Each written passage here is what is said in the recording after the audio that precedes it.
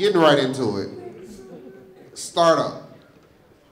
You all were sitting there, whether it was with a craft beer, whether it was at a job out of frustration, or whether it was riding a bike and you just realized you wanted a better bike. What made you decide to even start your business? What made you decide to become an entrepreneur? And just jump right in. So I've always wanted to be an entrepreneur. I remember in Nigeria, I had this idea of feeding Africa's poor by breeding rabbits, because I figured that they, would had lots of children, and that was like I was probably 11 or 12 then.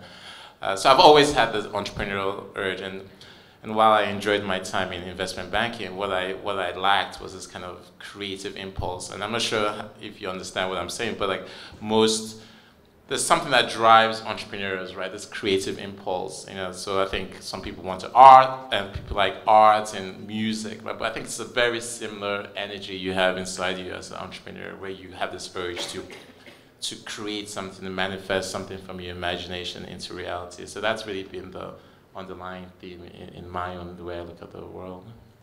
Oh, go ahead, Johnson. Yeah, this is the story, and I kid you not about what happened. I mean, my mom will tell you when I was 12 years old, I was drawing all these designs about how I was going to have this company that does this and this company that does that. She thought I was crazy, but she encouraged that. And then as I was finishing my PhD, there were some venture capitalists in Memphis, Tennessee, that were trying to see any new technologies that were coming out of the university that they could invest in, medical technologies. And I promise you this is how it happened. I was thinking of, how can I use my nanotechnology to help people? That could be an investable story to start my first medical device company. And I was literally stepping foot out of the shower. Just like you said, a craft beer, well mine, I was stepping out of the shower. And it hit me how I could use my nanotechnology to target these specific proteins to be able to detect bacterial infections 100 times faster than the current technology. Yeah, that's just something you naturally think, because when I'm getting out the shower, I'm just looking for a towel. So you got out the shower, and this is what hit you. Well, I mean, that's the thing. So it's called dwell time. This is what someone told me. It's called dwell time. When you sit down and you're trying to solve a problem, and you're using all of your mental energy on it, a lot of times the solution doesn't come to you. So what you do is you research, you learn more information, and then you do something called dwell time. And what's actually happening is in your subconscious, there are certain connections being made. And that just happened to be the moment where my connection was made, that all that research I had been doing finally reached that perfect point where my idea actually solved a significant problem.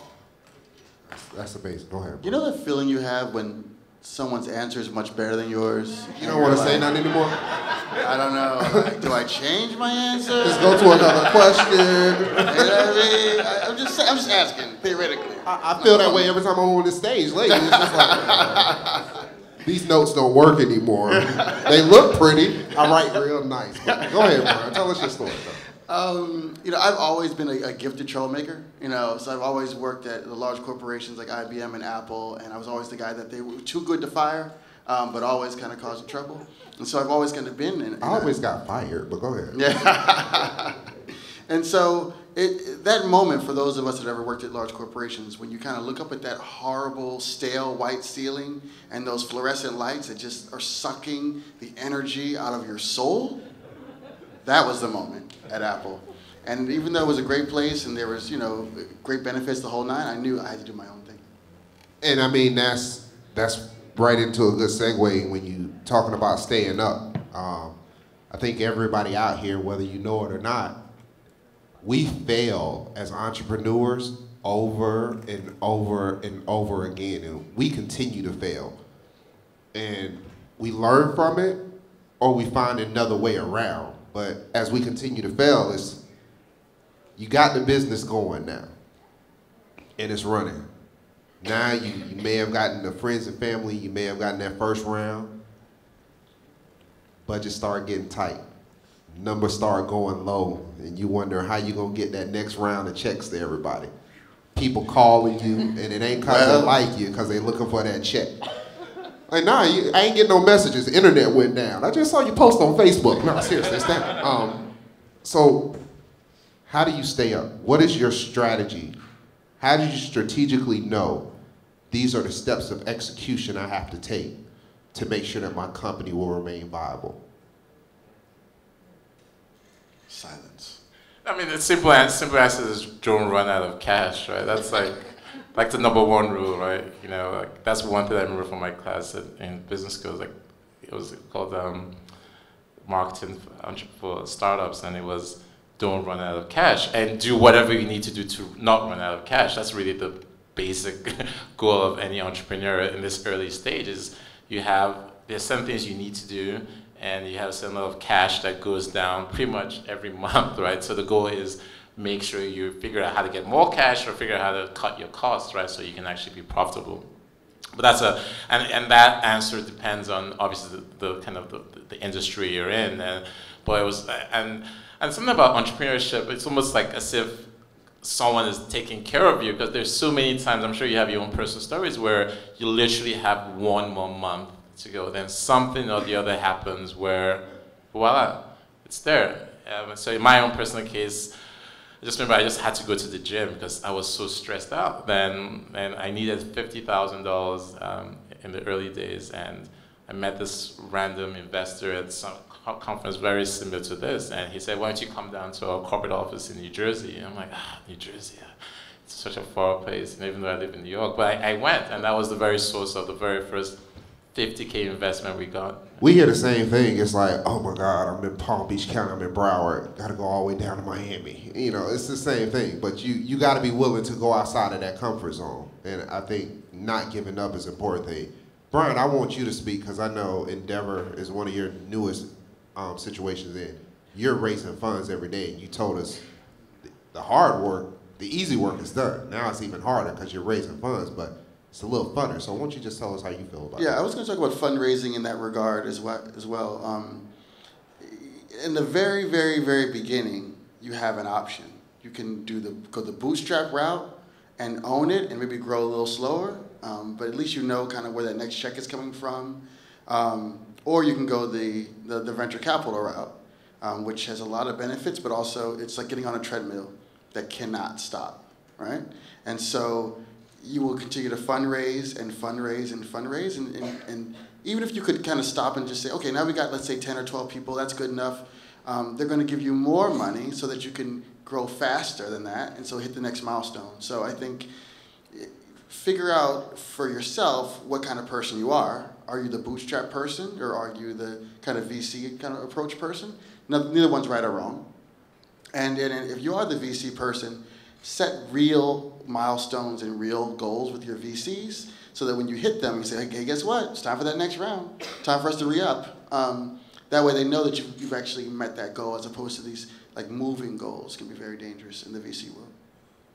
And I mean, with that it goes into the next part in Charleston. I think you could more so relate this to the crowd. The value of intellectual property, going back to what World Clay Jr. just said to us, doing something to make people's lives better.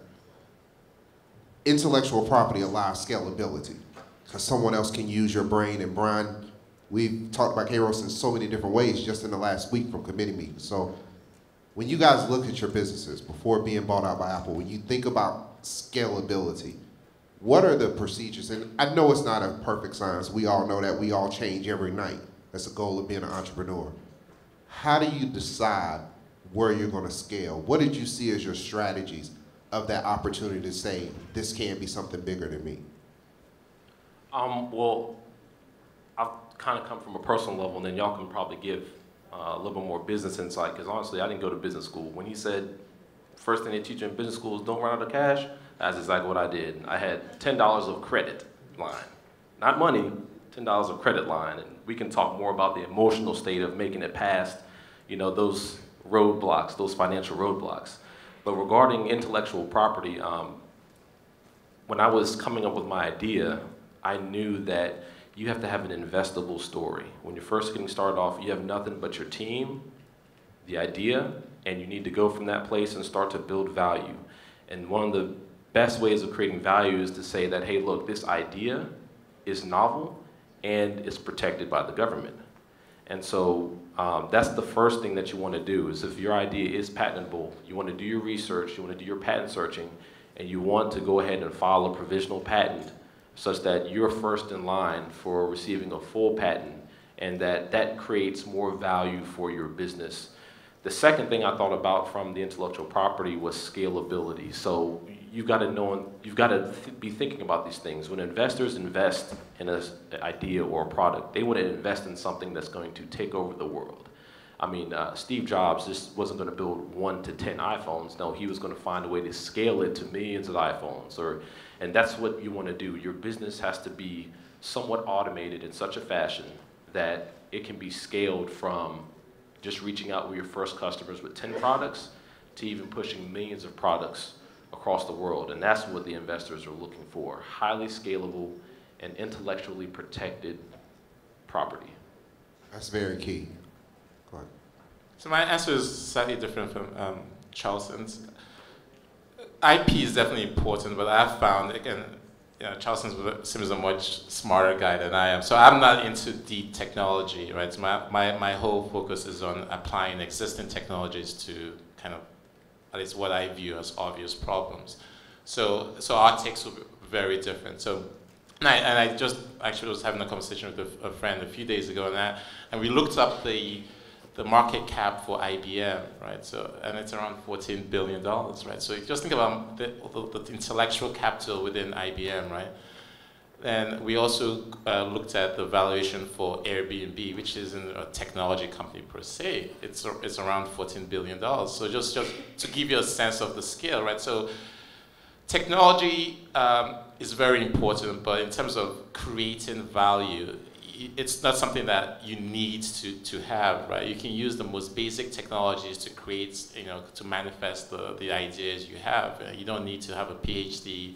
Not that, obviously, I'm saying that you shouldn't get one. I'm saying if to the extent that you want to create a valuable company, I wouldn't be too focused on novel technologies. The key is just to see that, think about Airbnb or Uber or any of these really successful companies. It's not a matter of the technology, it's just the realization that this opportunity exists right now and you can do it, right?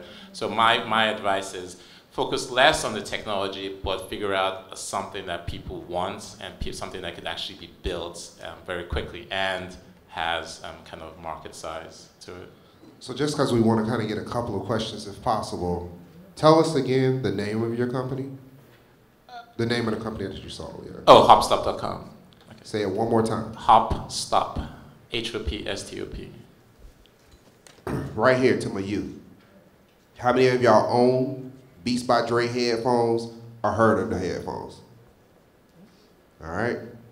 How many of y'all heard about his company before today?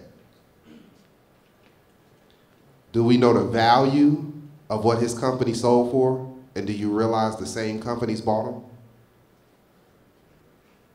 All right. So y'all have apples, and we all think about this. So we talk about the opportunity, scalability. Once we scale, the goal is to either sell or become rich. But we seem to have this disconnect of not even knowing or getting the publicity to know you did something just as powerful as Dr. Dre, but Dr. Dre didn't even own what he did. They own his name. You own something that was given to Apple and you were acquired by them.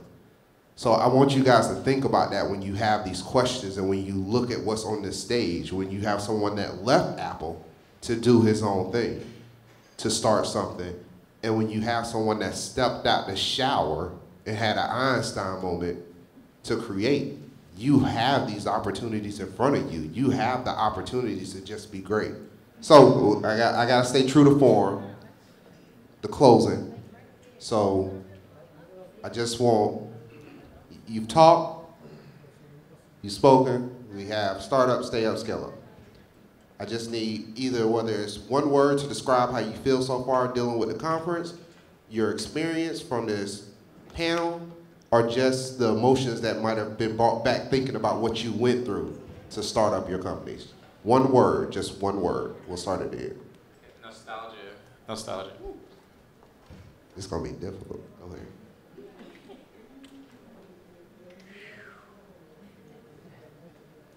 Persistence.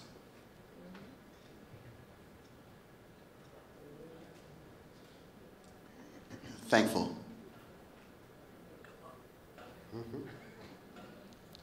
So, oddly enough. As you look at, they know him as the Fresh Prince. We also know him as Will Smith doing his nostalgia tour. He's going around singing a song that we all remember, which would be Summertime. Summertime was the biggest hit, and we always listen to it when we think about any barbecue or family gathering. The persistence that Will Smith had to go through to get to his level came after the failures of one of his movies that could have just ended his career if he gave up. Will was told he couldn't be an actor. He could only be a rapper. But I would say now we have to be thankful because he's one of the most powerful men in Hollywood. And you guys have three of the most powerful men in technology sitting in front of you. Thank you for joining our panel. We appreciate it.